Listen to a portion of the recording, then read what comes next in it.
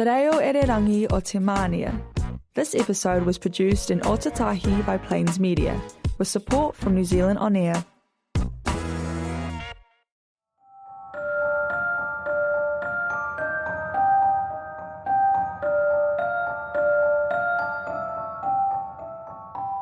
You've heard the dragons roar. Now it's time to hear the ocean's answer. Welcome back to Avis's next adventure, the continuation of Avis and the Promise of Dragons. I'm Audrey Worsley, your guide into the deep. This is Avis and the Call of the Kraken by Healther McQuillan, published by Ahoy, an imprint of the Cuba Press in 2024. Ready? Hold your breath. The sea is waking.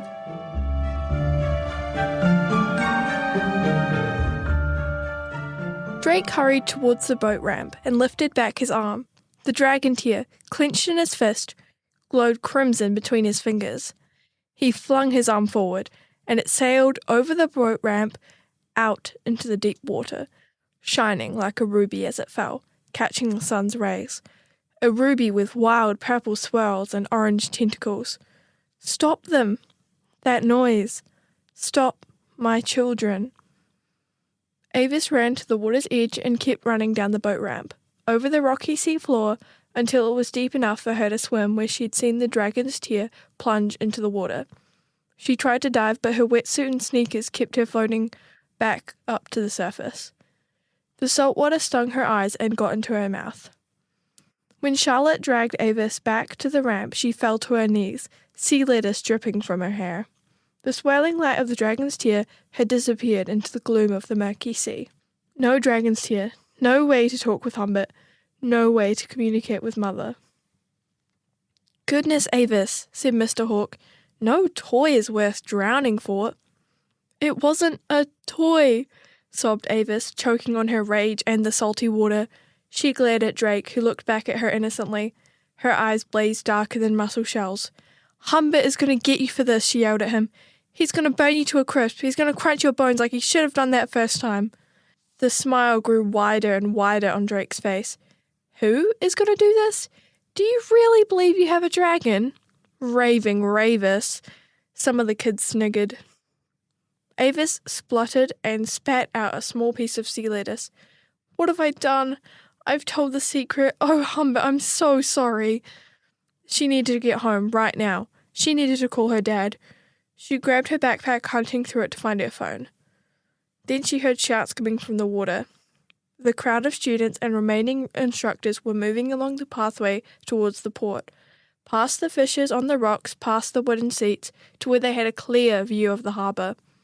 Mr. Hawk stayed with the minibus, frowning at his phone.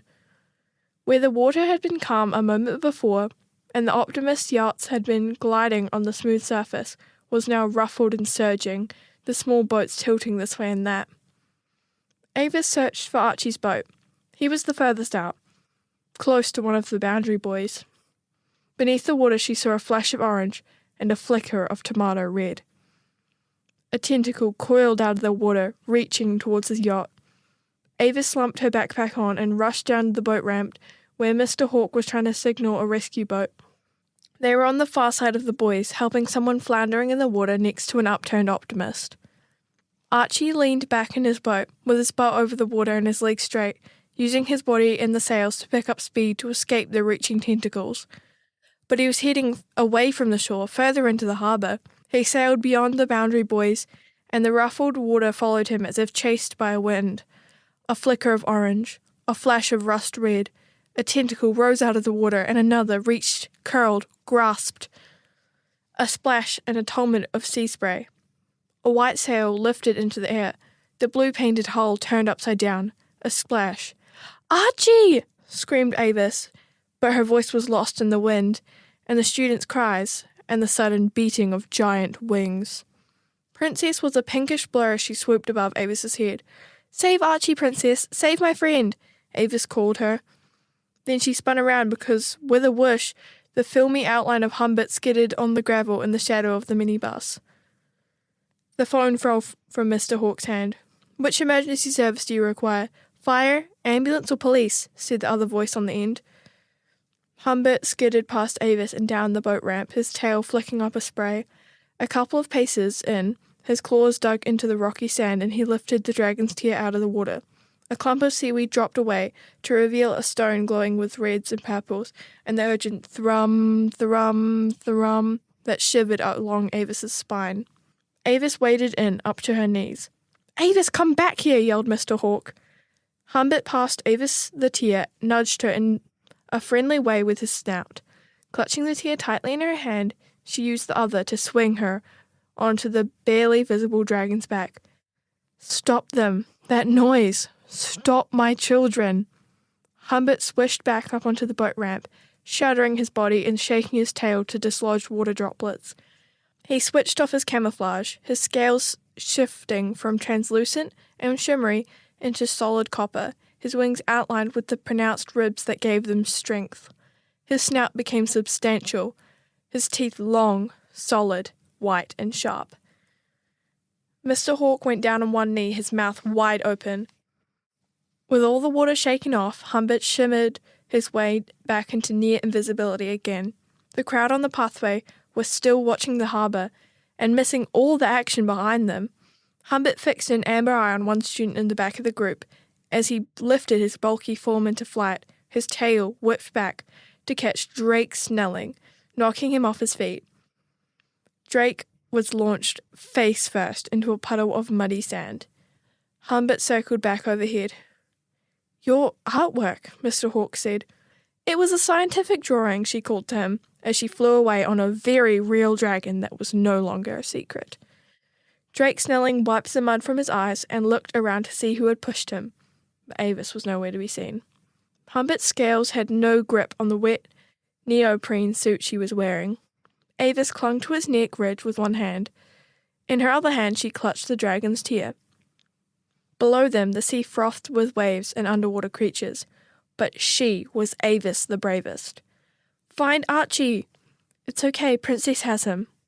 In the distance, Princess hooked a shimmery talon onto the straps of Archie's life vest and carried him towards Claudicare Island in the middle of the harbour, far from the thrashing tentacles of Mother's children.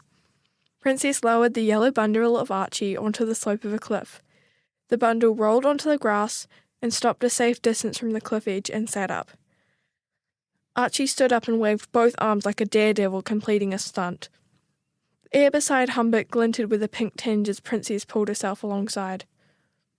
Mother's voice thrummed through the dragon's tear clutched in Avis's right hand. "Stop them! Avis, dragons, stop them!" "But what can we do?" Avis begged. "Let our imaginations get away from us." Mother's message was as confusing as the scene below.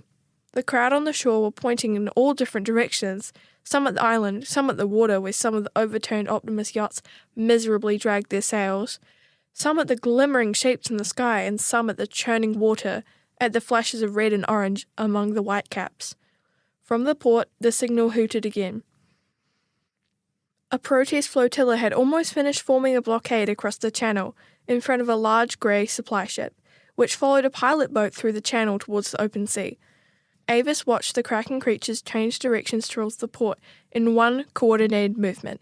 Then they were bearing down on the flotilla of protesters and the supply ship, while boatloads of police and reporters sped close towards the action. Thrum, thrum, instinct, no trust. Avis shoved the tear down the front of her wetsuit where it lodged in the hollow of her breastbone. She gripped Humbert's neck ridge with both hands as he flew towards the harbour mouth, his scales flickering to camouflage with the greens and browns of hills, the blues and flashes of white from water and sky. The splashing and horns, motors and frightened voices made talking out loud impossible, so Avis used mind talk. "You're not a secret any longer. Mr. Hawk and Archie and... Some secrets are too big to keep to yourself." Avis felt both relief and worry. If more people knew that dragons were real, maybe good people would do everything to keep them safe, and maybe bad people would try to hurt them. Mother's next message reverberated from Avis's breastbone. First instinct, bite, revenge. Avis understood. If Kraken kill humans, then... Humbert finished her thought. Humans will kill Kraken. The surge of underwater turbulence reached the blockade of boats and kayaks at the harbour mouth. Some sailors tried evasive action. Engines revved, sails were adjusted, and kayakers frantically paddled towards shore, but they were packed in too closely, and when they all tried to go in different directions, there were a couple of minor collisions. A kayak overturned and its paddler was pulled hurriedly onto a passing motorboat. The blockade was breaking up. Avis spotted Noah's Ark at last. Their banner read, "For every broken promise, there is a price to pay," and it was tied to one side of the boat. Melinda was leaning over, pointing into the water, and Lulu was aiming her camera. Mr. Papaloo was at the helm, steering them out of the floundering flotilla. He managed to get to the edge of the group, but the Kraken's tentacles were curling like a net, surrounding the boats and pulling them in tighter. Mr. Papaloo's only choice was to head straight out to the harbour, towards the open sea before the net enclosed them. "Go! Now!" Avis wanted to shout, but she knew she'd never be heard over the cacophony below. As the protest flotilla was herded towards shore by the Kraken, the supply ship forged on. The pilot boat in front guided it through the now cleared channel. Close behind came a police boat and the local ferry.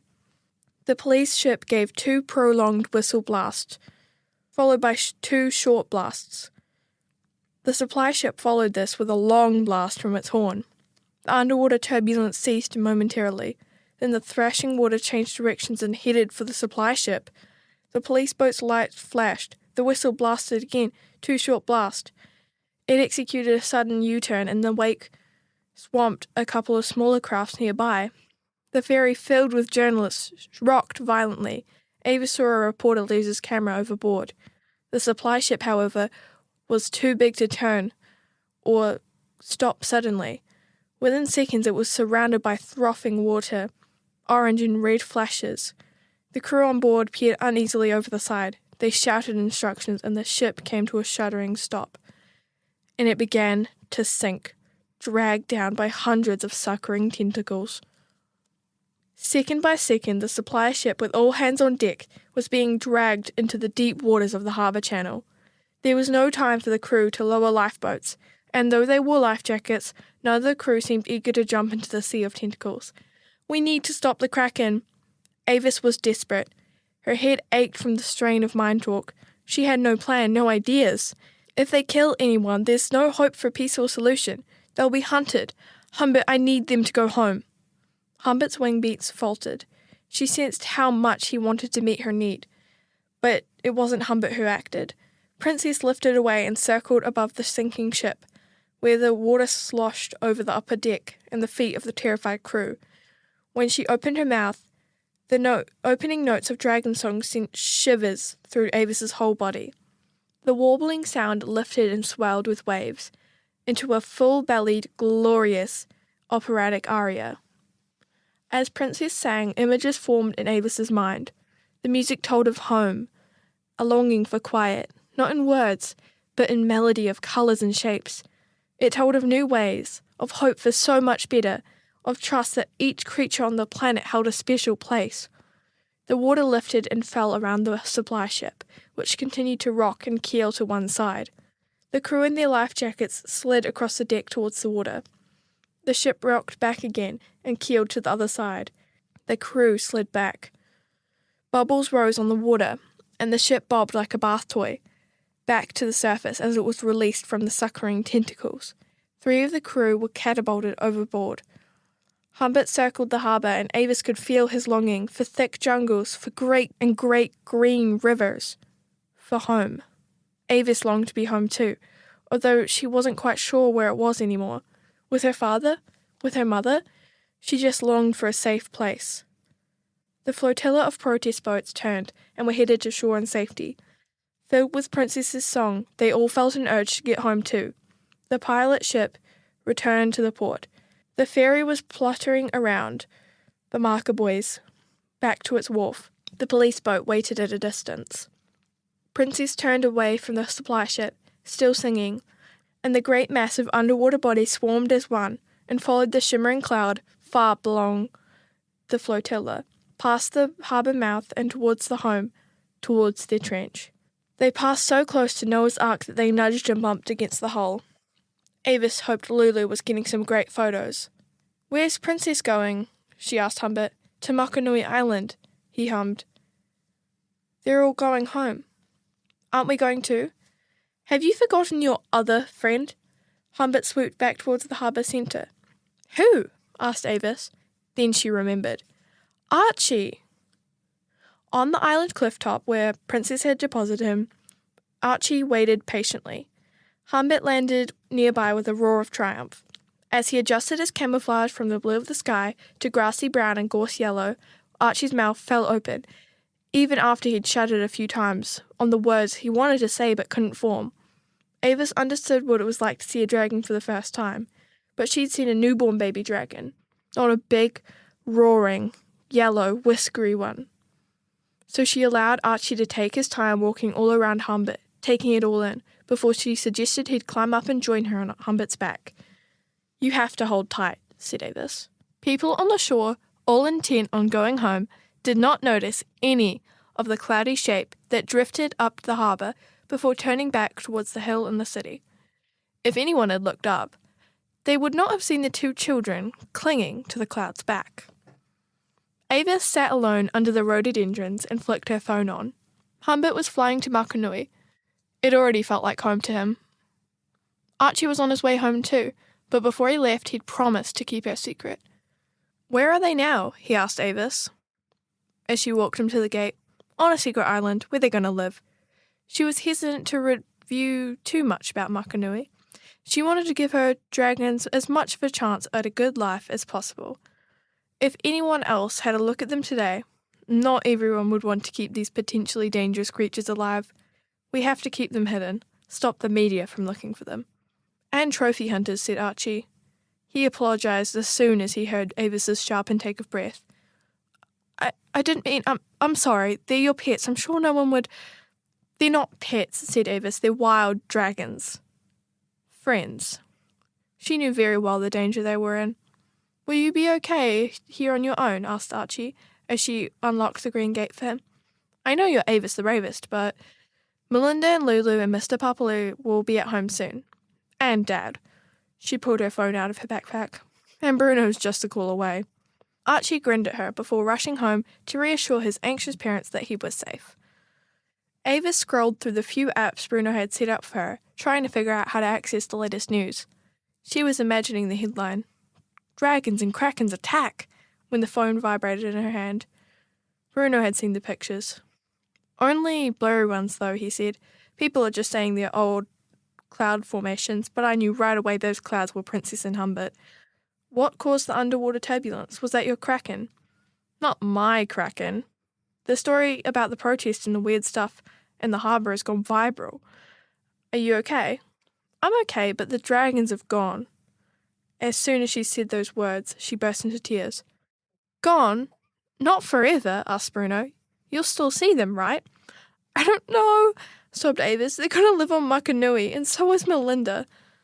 But you still have the tear, right? Avis reached for the dragon's tear and pulled it out of the pouch. It glowed orange. Humbert was excited. He was safe. Have you seen this one? Said Bruno, sharing a photo of some shipping containers bobbing in the ocean and a life raft full of waving survivors. Is that the drilling rig? Said Avis. It's what's left. The article says all the crew have been accounted for, though. They suddenly all felt the compelling need to go home, and were in the process of evacuating. That was Princess's song, said Avis. When there was an underwater eruption of some sort. The Kraken, said Avis. Mission accomplished then, said Bruno. Well done, Avie Butt. I have to go, said Avis, as the gate scraped open, and Melinda, Lulu, and Mr. Papaloo rushed through it, closely followed by her father. I'll keep in touch, said Bruno. It was an incredible relief to Avis when people put together a jigsaw puzzle of theories to explain the events on harbour that day. The theories ranged from disguised drones to stunt paragliders to a mysterious light show / optical illusion to a gimmick created by protesters to get the attention for their cause. It had also been suggested the underwater disturbance had been due to submarines of foreign enemies, or maybe a load of kelp washed up by an underwater volcano.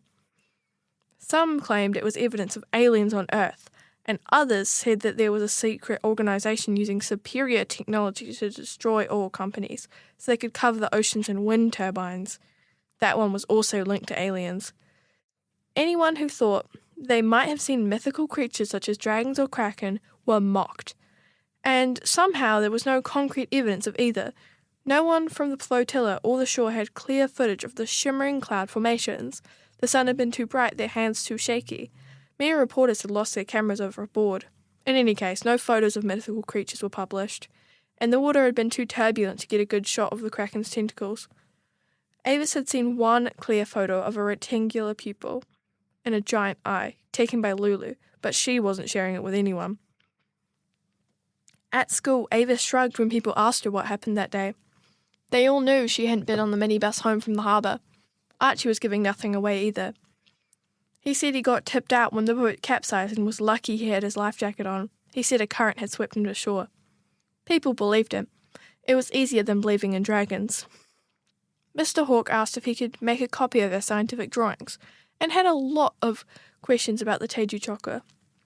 Turned out he was quite a dragon fan, and fortunately very good at keeping secrets. Archie started to stay back after school to help Avis tidy up the art tables, so of course they talked about dragons. Archie came up with the name Draco, Dragon Research and Conservation Organisation. Avis wondered if the club should move elsewhere so that Lulu and the Papaloos and her dad and Bruno could come back and join too. I needed friends who believed in dragons, said Avis. We all do, said Mr. Hawk. Now, Avis, tell me about the fire-breathing thing again. I don't understand how chili chocolate works. Neither do we, Avis said. Avis had answered 9 of the mental math challenge questions when the vibration started in her pocket. She lifted out her cell phone to see who could be calling. Not now, Bruno, I'm at school. The vibrations continued. She put down her pencil and raised her left hand. I'm not feeling well, she said, her other hand clutched over a trembling in her pocket to hide the phone from her teacher's view. Mr. Hawk nodded. A bit of fresh air? He winked at her as she walked briskly to the back of the landing space, to the storeroom. It was out of bounds, but... Bruno, Avis scolded, I'm at school and shouldn't you be too? She was trying to figure out the time difference. Switch to video. I've got someone here who wants to meet you. Avis rubbed at the 2 zits on her chin. She hoped it wasn't someone important. She turned the video option on and saw Bruno's face up close. His hair was messy and he looked tired. What happened? Watch, he said, and his voice sort of cracked and he shuddered, as if he was holding back tears. He pulled back his phone so Avis could see more in the shot. He was sitting in a high-backed armchair. The wall behind him was white, and there were a lot of electrical sockets and a shelf with boxes of blue gloves. He lowered the phone so she could see the top of his torso. His shoulders were bare, but there was a white bandage, maybe a white sheet wrapped around his chest. There was a lump under the sheet. There were plastic tubes, a tiny head covered in a pink wooden hat. Her name's Leona Ursula Miller, and she couldn't wait to meet her big sister. Tears pooled in Avis's eyes. She wiped them away. Let me see your face. Bruno pulled back the sheet to show Leona's closed eyes, her tiny nose and an oxygen tube taped across her cheeks, and her open gummy mouth. She came a bit earlier than expected, said Bruno. It's been a long night, but Mum's okay. They had to do some sort of operation, and Aaron stayed with her. And they left me in charge of the baby. Bruno lifted the phone again so she could see his face. He looked tired and proud and scared. His lips kept moving from a smile to a tremble. They left you in charge of a newborn baby? Show me Leona again. Hold the phone to her ear. Which one? I mean, face or ear? Phone. Ear. The camera showed a pink whirl of an ear. Kia ora, Leona. This is me, Avis, your big sister, and I promise to love you and love you and love you no matter what. I promise I'll come and see you soon. Really soon.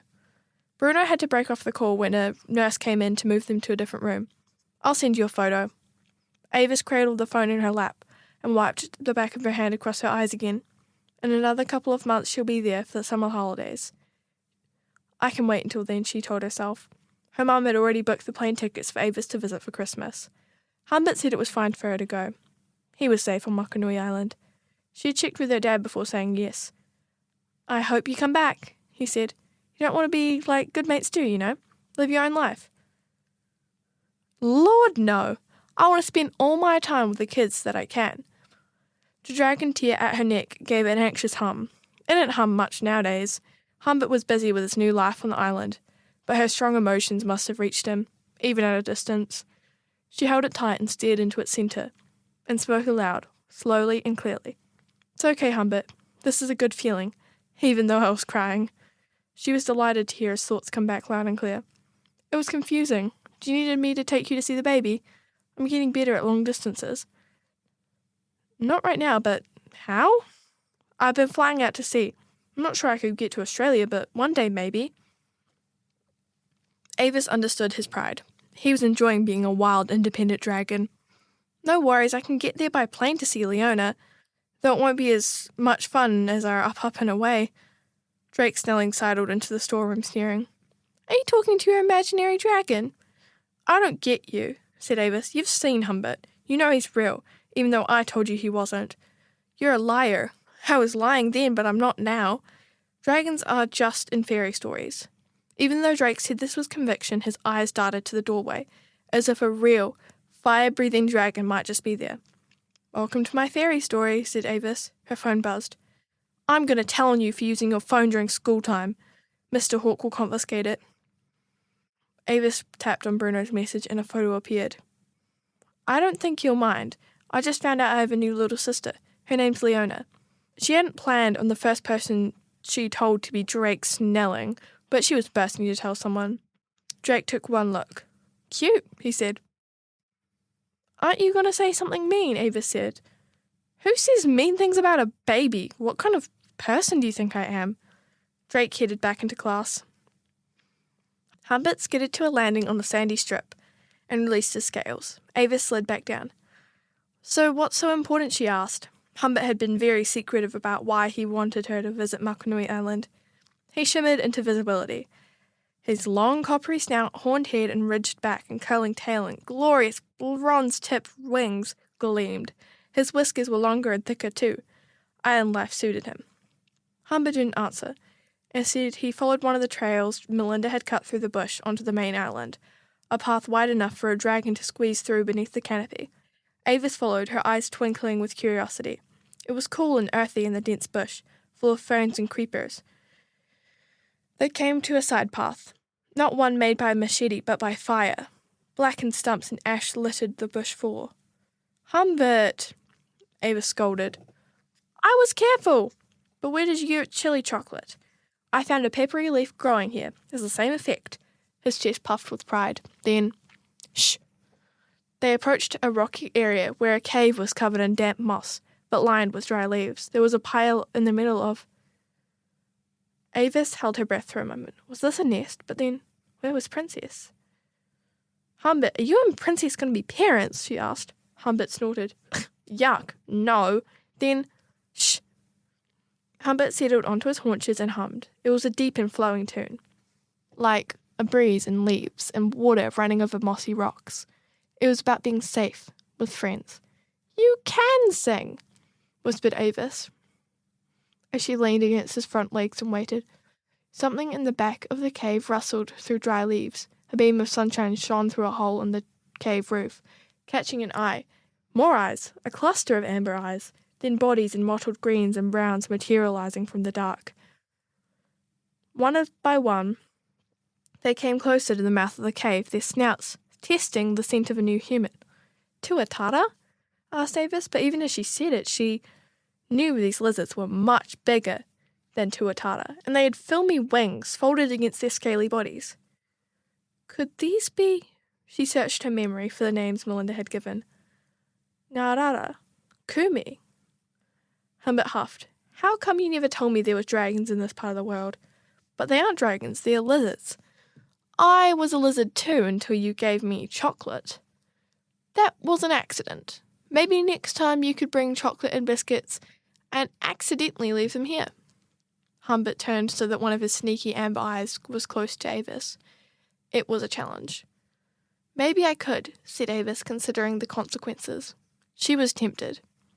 "Or maybe we should just let them be themselves." The end. And that wraps up today's tale on Spin Me a Tale. But don't wander too far. Join me next Saturday at 9:30 a.m. on Plains Media broadcasting on 96.9 FM for the next episode in our journey. If you want to relive the magic, all past episodes are waiting at plains.org.nz. Let your imagination stay wide awake.